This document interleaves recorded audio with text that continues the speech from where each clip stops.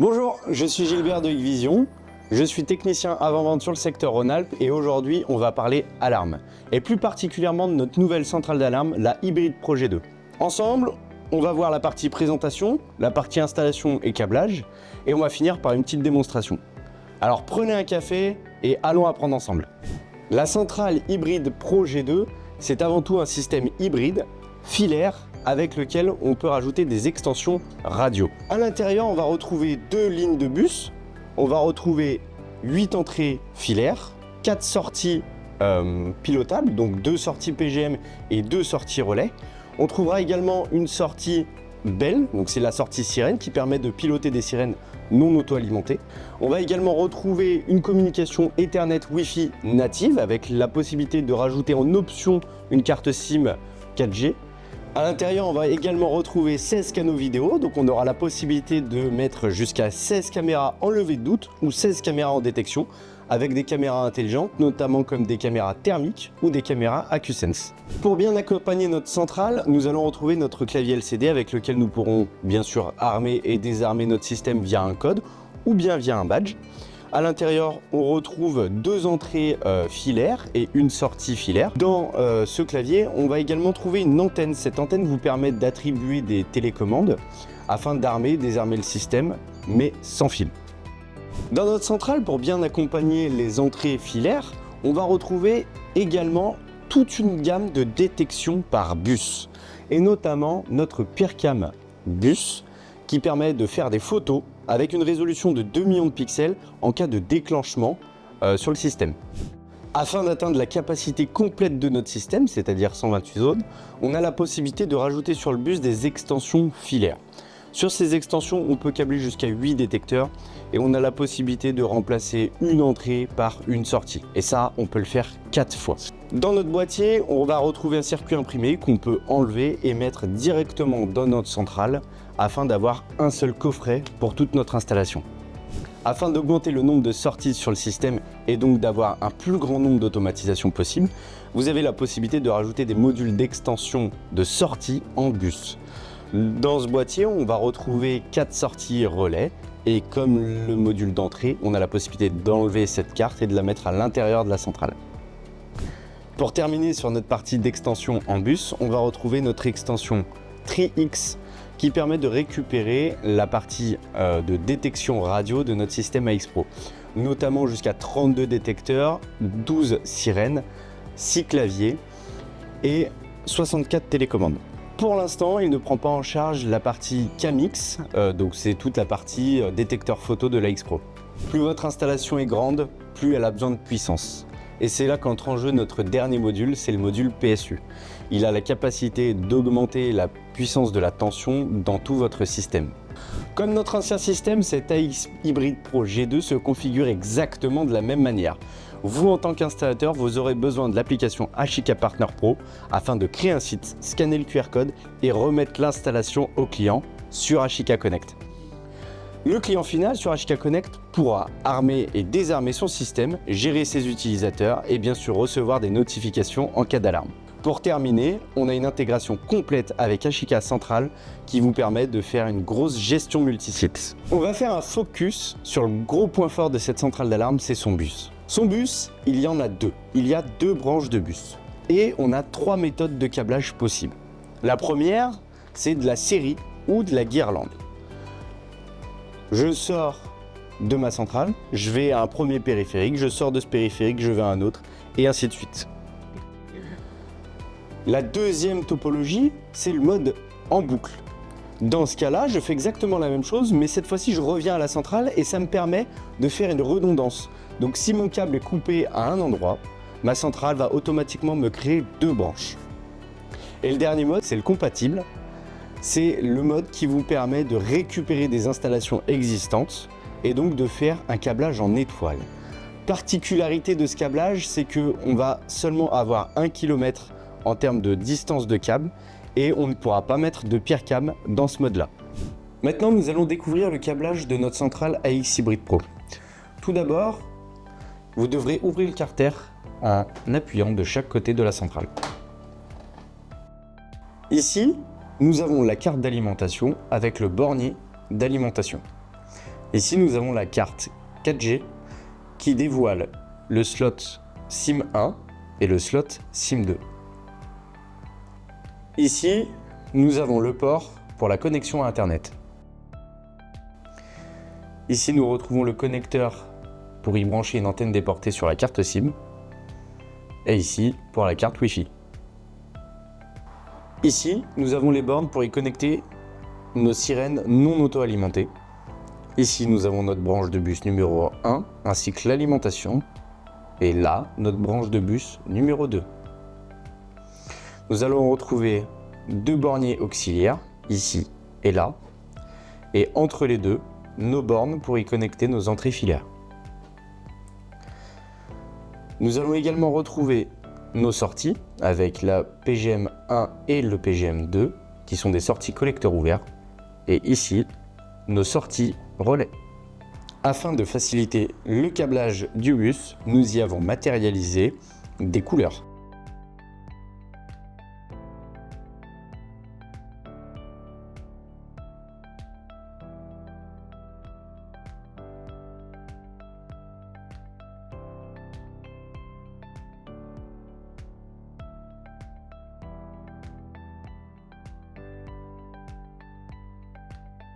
Pour l'ouverture du clavier, insérez votre tournevis dans la fente et faites un quart de tour. Ensuite, glissez vers le haut.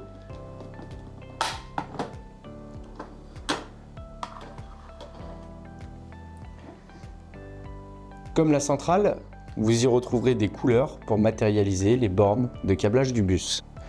Vous y trouverez également une sortie et deux entrées.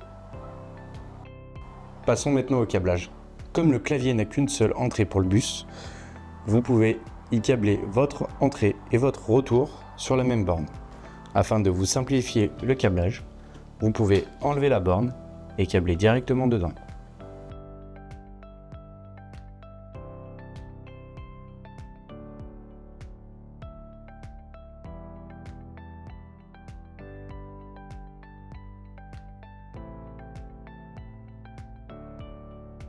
Voilà, le câblage du clavier est terminé, nous pouvons passer à la suite. Passons maintenant au câblage du répéteur Tri-X. Dévissez le boîtier, ouvrez-le et vous dévoilez ainsi la carte radio. Sur cet appareil, nous avons une borne d'entrée pour le bus et une borne de sortie. Le câblage est maintenant terminé, nous allons pouvoir passer au périphérique suivant. Voici l'extension d'entrée. Pour l'ouvrir, dévissez la vis présente en dessous du boîtier. Puis ouvrez-le comme ceci, afin de dévoiler la carte.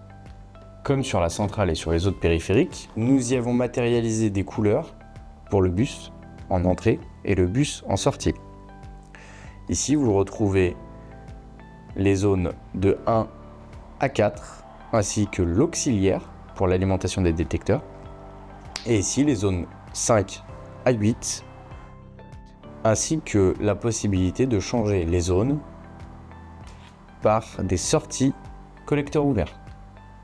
Passons maintenant à la partie câblage du périphérique. Le câblage est maintenant terminé, nous allons pouvoir passer au dernier périphérique, le PIRCam Bus. Voici notre dernier périphérique, le PIRCam Bus. Pour l'ouvrir, dévissez la vis qui se trouve au bas du détecteur, puis ouvrez-le comme ceci. Ici, vous dévoilez le bornier de câblage avec les couleurs matérialisées pour le bus. Le câblage est maintenant terminé, nous allons pouvoir refermer maintenant notre détecteur. Voilà, le câblage est terminé. Comme vous le voyez, notre bus est en série.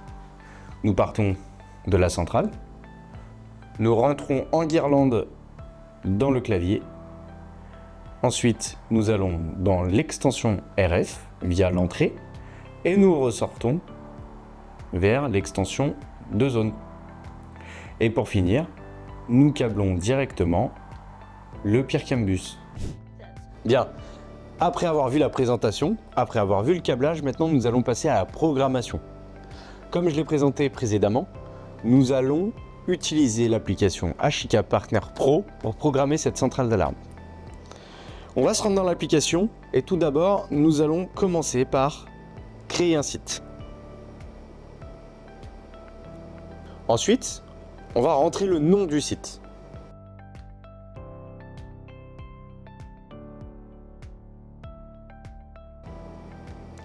Enfin, on va sélectionner l'emplacement.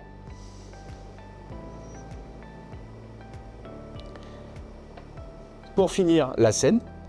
Ici, nous sommes dans des bureaux. Et enfin, on va cliquer sur OK. Après avoir fait cette procédure, nous allons cliquer sur Ajouter un appareil.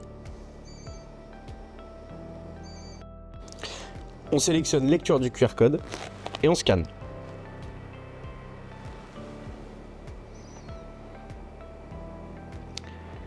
L'appareil a bien été ajouté. Maintenant, on clique dessus pour entrer en programmation. Ici, nous allons avoir la partie des points de détection et des périphériques bus qui ont déjà été trouvés par la centrale. La centrale a scanné le bus, elle y voit les périphériques et ils ont été ajoutés par ordre d'arrivée. Dans cette section, nous avons les partitions. Et là, pour l'exemple, nous allons créer une nouvelle partition. Je clique sur les 3 petits points, ajouter une partition et je rentre le nom.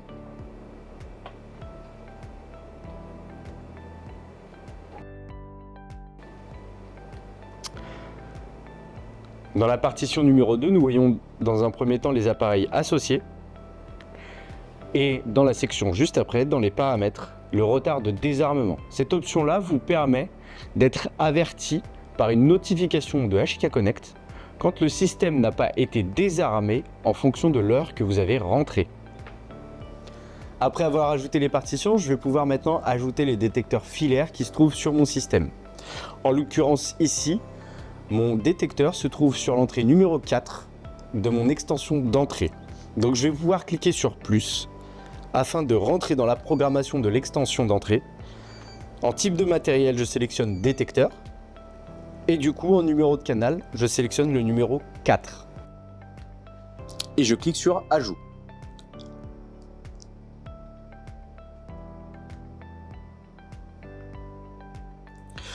Ici, je vais pouvoir rentrer le nom du détecteur.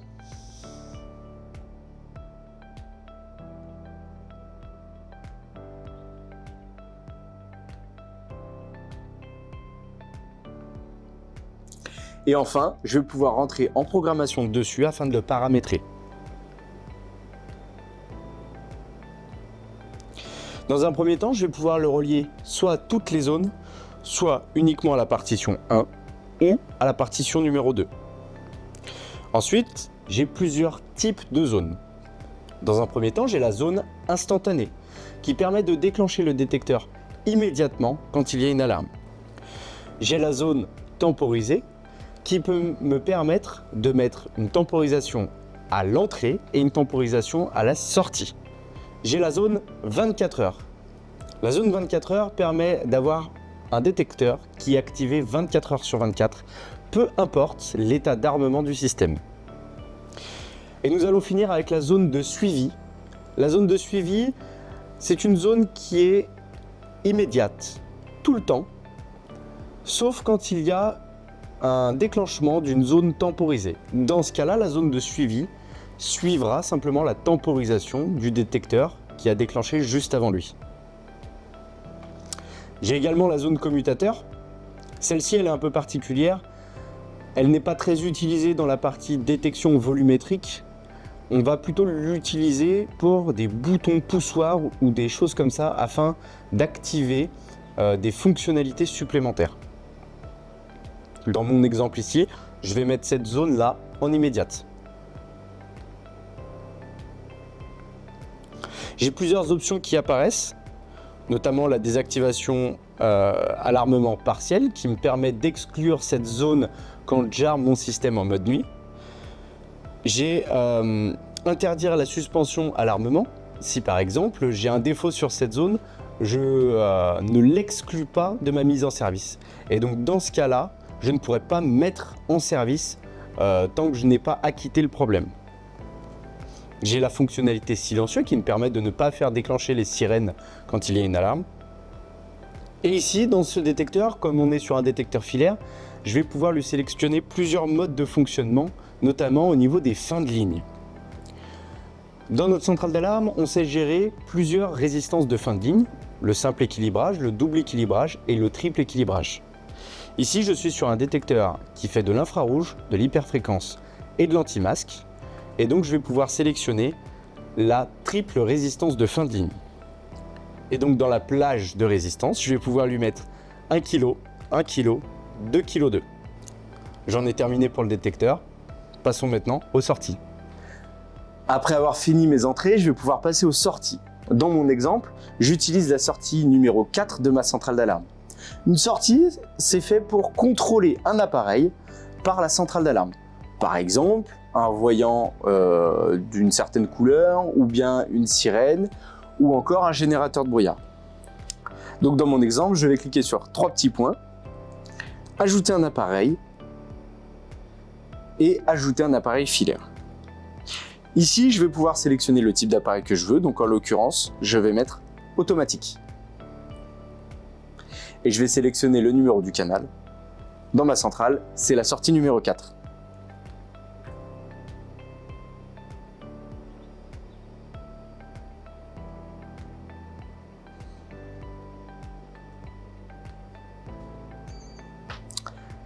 Une fois que ma sortie a été ajoutée, je vais pouvoir la renommer. Et ici, c'est un voyant rouge. Je peux la piloter directement depuis l'application. Pour la programmation, on le fera dans un second temps. Après avoir ajouté mes entrées filaires, après avoir ajouté mes sorties, je vais pouvoir maintenant ajouter mes détecteurs sans fil. Je vais pouvoir l'ajouter en utilisant mon récepteur TRIX qui me permet d'ajouter tout un tas de détecteurs sans fil. Donc tout d'abord, je vais cliquer sur les 3 petits points, puis ajouter un appareil, et enfin je vais sélectionner appareil sans fil et scanner le QR code.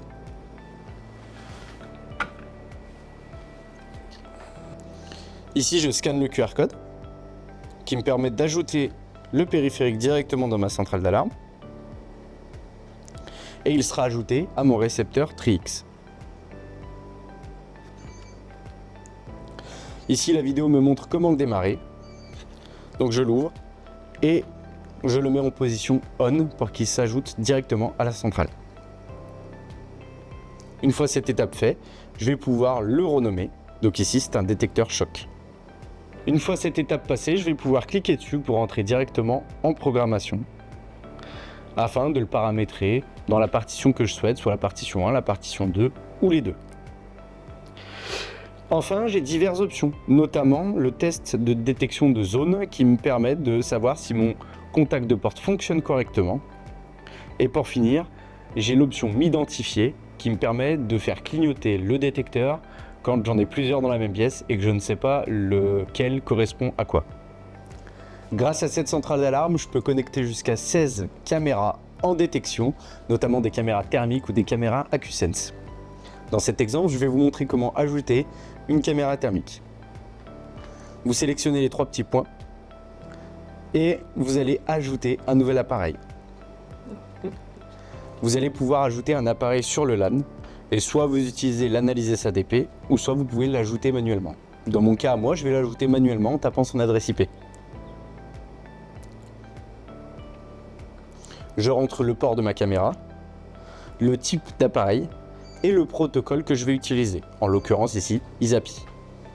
Je rentre le nom d'utilisateur et le mot de passe de l'appareil et je sélectionne le canal thermique de ma caméra. Ce sera le canal numéro 2. Une fois qu'elle est ajoutée, je vais recharger ma page et cliquer sur la partie détecteur. Et ici, je vais pouvoir renommer le nom de la caméra, l'associer à une partition, lui donner un type de zone,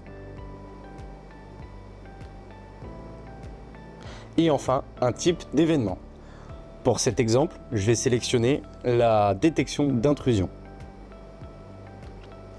Voilà, j'ai fini une bonne partie de ma programmation. J'ai ajouté mes détecteurs filaires, mes détecteurs bus, j'ai ajouté mes détecteurs sans fil, j'ai ajouté ma caméra, Ma programmation est quasiment finie, maintenant je vais pouvoir passer à la partie utilisateur.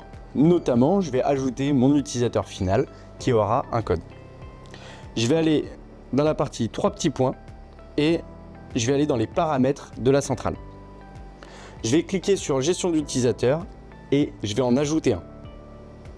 Dans le nom d'utilisateur, ici, il va s'appeler Jean. Je peux lui donner plusieurs particularités à cet utilisateur. Il peut être un utilisateur à vie de la centrale, un utilisateur occasionnel, ou alors il peut avoir une période de validité, notamment pour la partie des intérimaires ou des stagiaires. Je peux rentrer le numéro de téléphone. Cette option-là vous permet, via la centrale, si elle en est équipée d'un module 4G, d'envoyer des SMS ou des appels donc directement sur le téléphone de votre client. Ici, je vais rentrer le code clavier 1, 2, 3, 4, 5, 6. Et la centrale me propose maintenant d'ajouter un code supplémentaire, c'est le code de contrainte. Ici, je vais mettre oui. Pour rappel, le code de contrainte permet de mettre un chiffre supplémentaire à la fin du code de l'utilisateur afin d'envoyer des alertes, notamment à un centre de télésurveillance en cas d'agression et de contrainte au désarmement du système.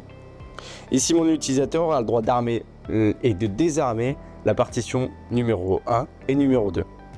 Je peux également lui dire s'il a le droit de commander les automatisations du système.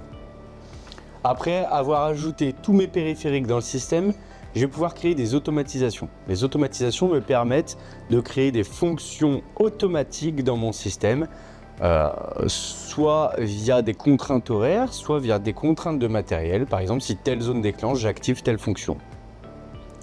Dans un premier temps, je vais créer un groupe de partitions. Le groupe de partitions me permet de piloter deux groupes en même temps via un seul bouton. Donc je vais aller dans la partie scène intelligente, puis ajouter une scène.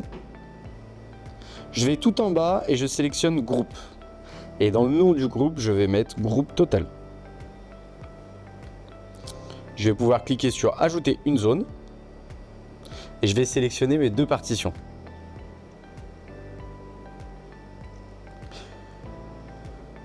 Maintenant, je vais créer un bouton virtuel, ce qu'on appelle Tap to Run. Je vais aller dans ajouter une scène, puis je vais aller cliquer sur taper pour lancer. Et dans le nom, je vais allumer mon voyant rouge. Dans la partie exécuter l'action, je sélectionne mon appareil. Donc ça sera la sortie numéro 4, celle qu'on a préalablement créée. Je sélectionne mon relais et je clique sur activer. Et voilà, dans ma partie scène intelligente, j'ai un bouton virtuel qui s'est automatiquement créé et sur lequel je pourrais appuyer à n'importe quel moment. Après avoir créé mon bouton virtuel, je vais pouvoir créer une commande d'automatisation. Donc dans cet exemple, quand le système sera armé, j'allume mon voyant rouge. Donc je vais aller dans ajouter une scène, puis automatique, et enfin je vais rentrer le nom de la scène. Donc ici c'est si armé, voyant rouge. Si, c'est ma condition. Donc là, je vais aller dans opération de l'utilisateur.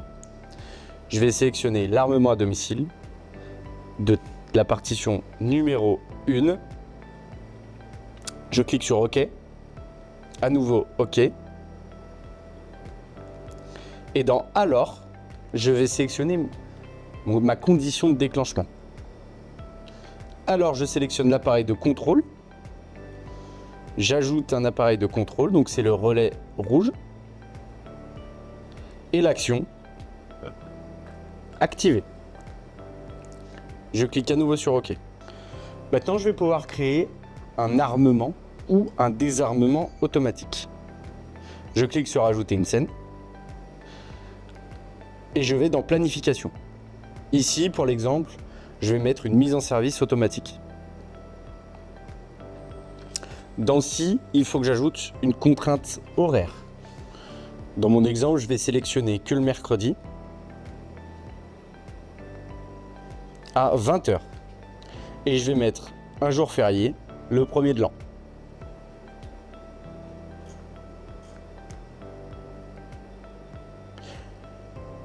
Je clique sur OK et je vais dans Alors, Zone ou Groupe. Et l'action, c'est la partition numéro 2 que je vais armer. J'active la fonction bras de force qui me permet de forcer l'armement en cas de défaillance du système. Et pour finir, je clique sur OK. L'avantage d'un système filaire, c'est qu'on peut utiliser plusieurs marques pour la partie détection ou pour la partie sirène. Donc dans cet exemple, je vais vous montrer comment programmer une sirène directement sur notre système. Donc dans un premier temps, je vais créer ma sortie.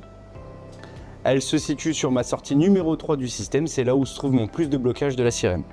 Donc je vais aller dans les 3 petits points, ajouter un appareil filaire. Cette fois-ci, je vais sélectionner automatique et je vais sélectionner le canal numéro 3. Je vais rentrer le nom, donc sirène intérieure.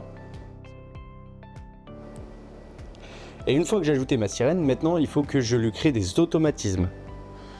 Pour les automatismes, c'est pour piloter la sortie, lui dire que si le système est désarmé, la sortie doit être fermée. Le plus de blocage fait contact, la sirène ne déclenche pas. S'il y a une alarme, le plus de blocage doit s'ouvrir et donc dans ce cas-là, la sirène va déclencher. Donc je vais aller dans ma partie scène intelligente, ajouter une scène. Et cette fois-ci, donc je vais créer des conditions. Si mon système est désarmé, alors ma sortie est fermée.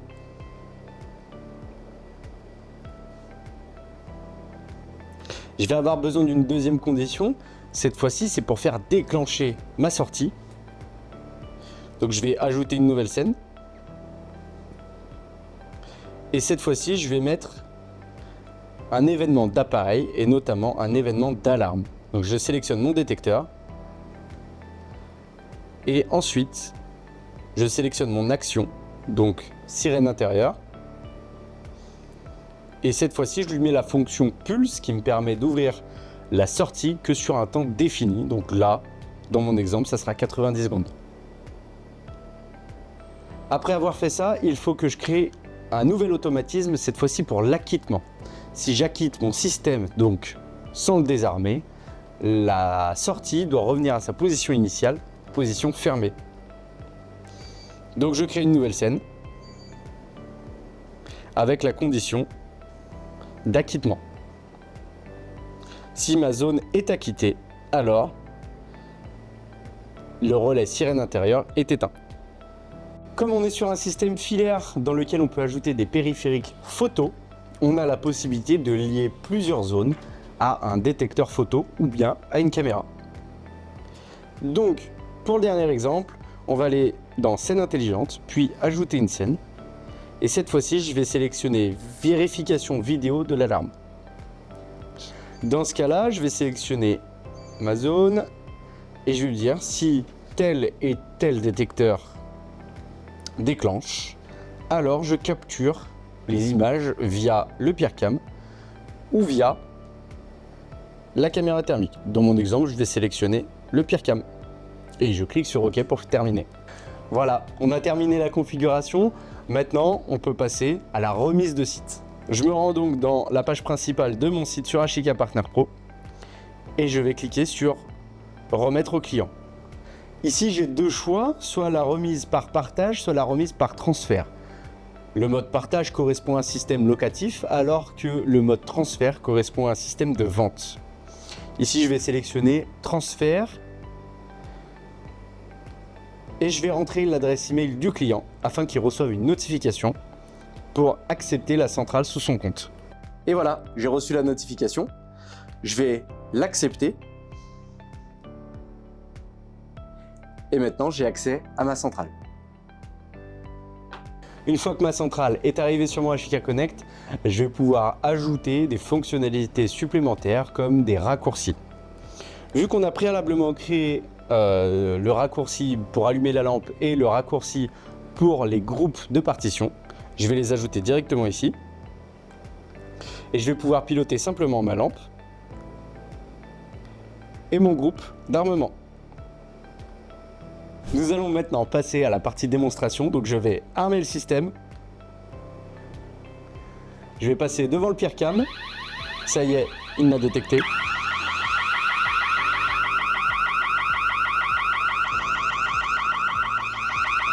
Je désarme le système et maintenant je vais me rendre dans la partie notification. Et c'est là que je vois l'armement, la détection de mouvement par le PeerCam et la capture qui a été faite, ainsi que le désarmement de mon système. Je clique sur la capture et là, on se rend compte de la puissance de notre PeerCam. Grâce à sa résolution de 2 millions de pixels, on facilite vraiment la levée de doute. Vous l'avez vu, l'AX Hybrid Pro est un produit évolutif, adaptable et parfaitement ancré dans les applications numériques d'aujourd'hui. Je vous remercie d'avoir suivi cette vidéo. Si vous avez des retours à nous faire, n'hésitez pas à le faire dans les commentaires. Et moi, je vous dis à bientôt pour une nouvelle vidéo.